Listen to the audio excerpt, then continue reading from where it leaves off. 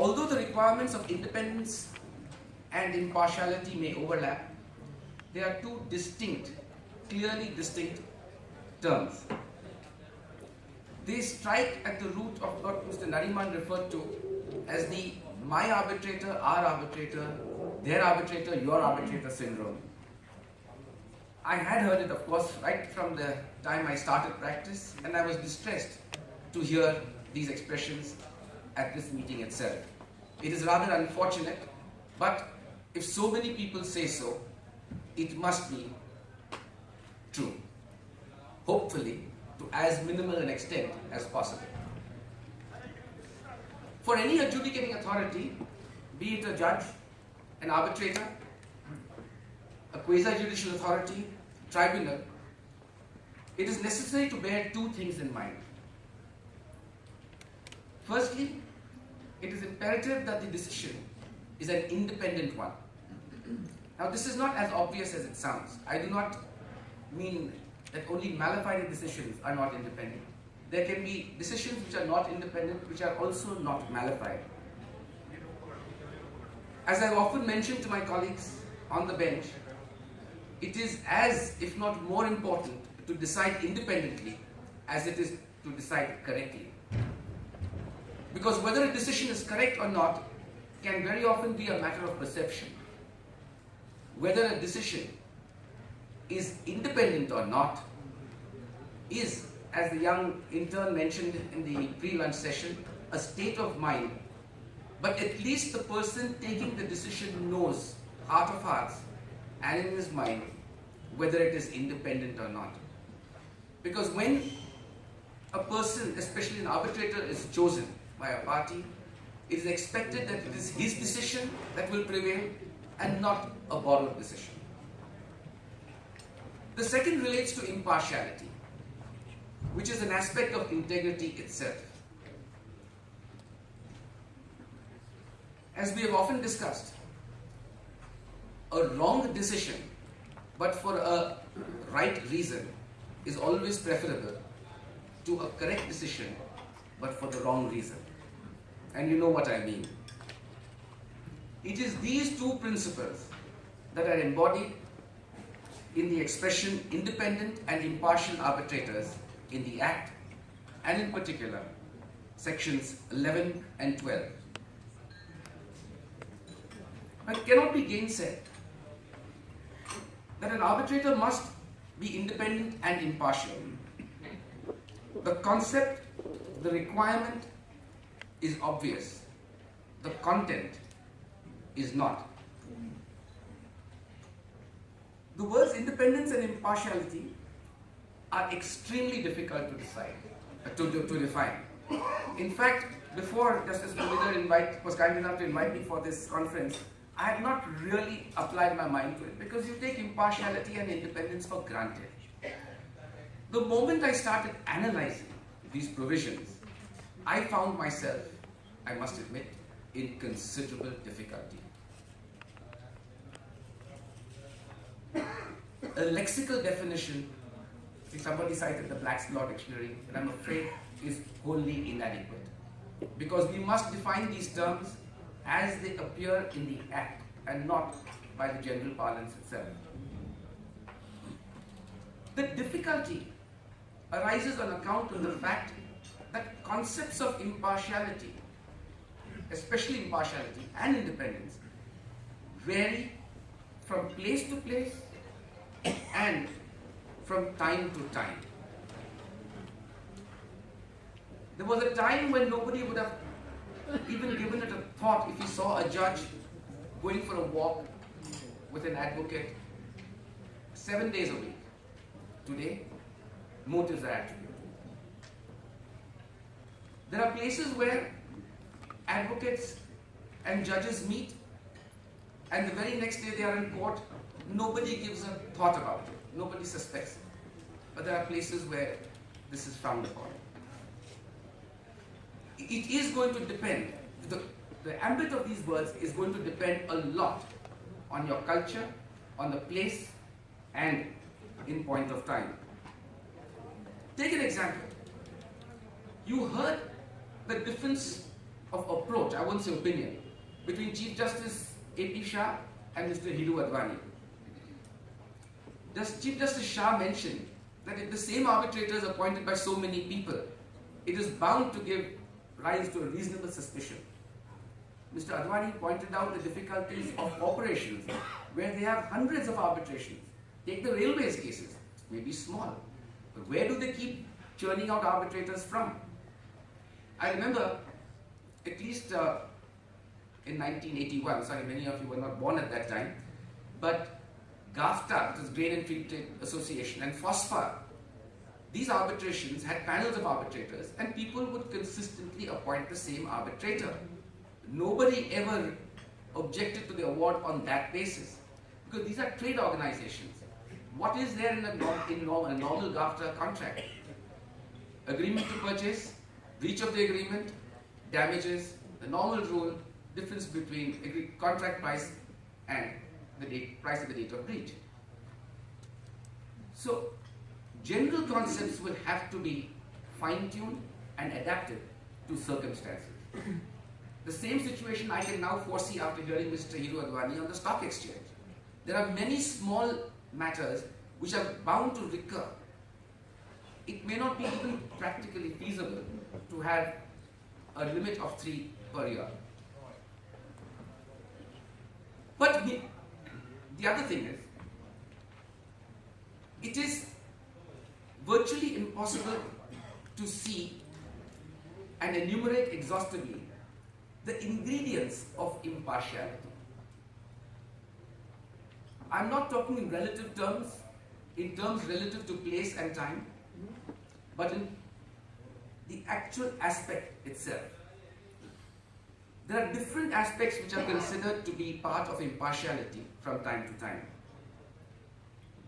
But that does not mean the fact that you cannot enumerate exhaustively the list of partial or impartial situations does not mean that we do not address ourselves on those which arise from day to day. These difficulties naturally then extend to Section 12, which requires a person who is approached in connection with his possible appointment as an arbitrator to disclose circumstances likely to give rise to justifiable doubts as to his independence and impartiality. A challenge to the person's appointment on the basis of disclosure brings us to the question whether his disclosure impinges on his impartiality and his independence. There is another big difficulty, and that is a matter of perception as to what is partial, what is impartial. Let me give you just one illustration. A colleague of mine in the Bombay High Court recused himself in any matter where he had either appeared for or against the litigation. And he told me that you must do the same. I told him that would be virtually impossible, because anyone with even a very modest practice on the original side of the Bombay High Court would have appeared for or against almost every major litigant. What are we to do? Keep recusing ourselves? His view is that yes, you should. I deferred. I continued. Thank God there was no complaint for 17 years, at least not to my face. But this is the point that I'm trying to make. It is going to be so difficult, and this is essentially and of necessity must be judge-made law. Parliament cannot enumerate on all the circumstances. Now the first requirement, namely of independence, is too obvious to require any explanation. Impartiality, on the other hand, poses innumerable difficulties. The purpose of a conference such as these, is to tackle specific cases.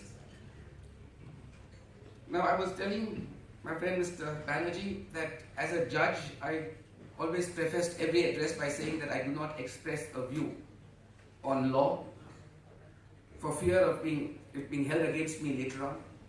And I also think it is safer for a judge not to do so. But having chosen to continue in an adjudicatory process, I refrain even now from expressing a definite view on a question of law. But let me only bring to your notice a few aspects which hopefully today's interaction will deal with. As a chairperson, I think my duty ends there. Is it necessary that an arbitrator must always be from a neutral country? I believe this is one of the most hotly debated issues in international arbitration. Now, I cannot look at it from my perspective as a judge alone. As a judge, I don't think there has ever been any difficulty. I have not really heard of anybody complaining about a judge that he is pro-India because he happens to be sitting as a judge in India.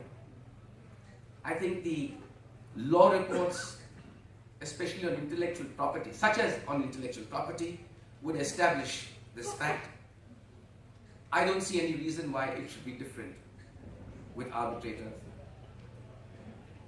But, on the other hand, it is a question of perception, or as Justice A.P. Shah quoted the oft-quoted words, justice must not only be done, but must manifestly appear to be done. It is a question of parties' confidence. So where do you draw the balance?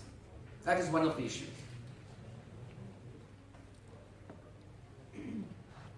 It is definitely desirable for an arbitrator to disclose everything possible. I'm all for it. I have no difficulty at all. Though I know that this is a slightly controversial topic. Personally, I have no issue on this. But we must keep in mind that there are certain circumstances where you cannot possibly have a disclosure. And that, for instance, is where, say, if I'm appointed as an arbitrator in a matter, and the same party, or the solicitor, or the advocate on record, has briefed me for an opinion, and that opinion is extremely confidential in nature. How then do we draw the balance? How do we provide for confidentiality on the one hand and disclosure on the other?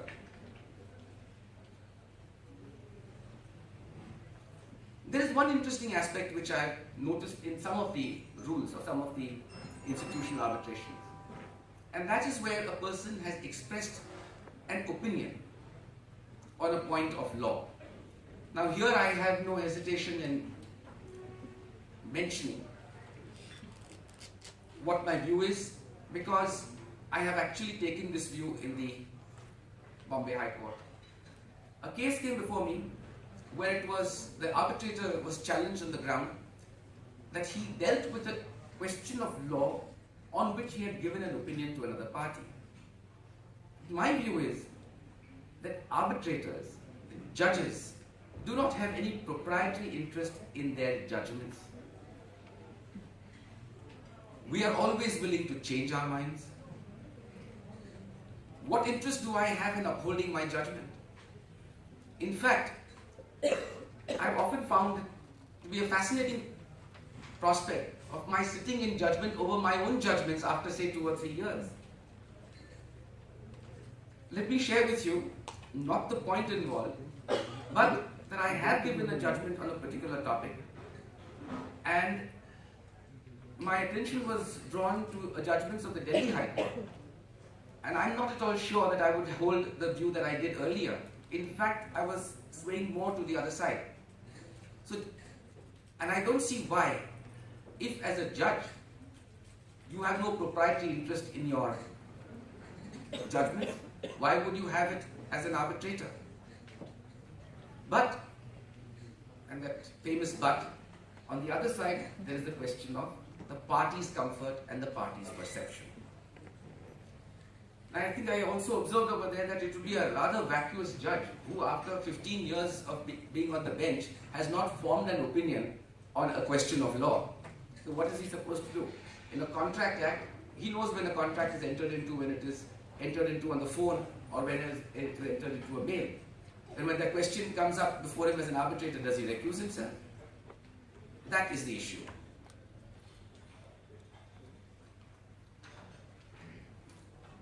Let me just raise one more point, and that, of course, does not fall strictly within the ambit of this conference. And that is whether a person who has advised a party should mandatorily be excluded from being an arbitrator. This is especially in the Indian context. There are many family settlements, joint ventures, which are entered into with the assistance of a common solicitor, a common chartered accountant. He brings the parties together. He knows exactly what the ambit of every clause is. He knows the background, he knows the history. Save and except a case of malefice or is having tilted more towards one party, should he be excluded mandatorily from being an arbitrator? He would, in fact, I would think, be the best person to know where the truth lies and where justice lies. Now, as the chairperson, I think my duty ends here. I've posed the questions and we look forward to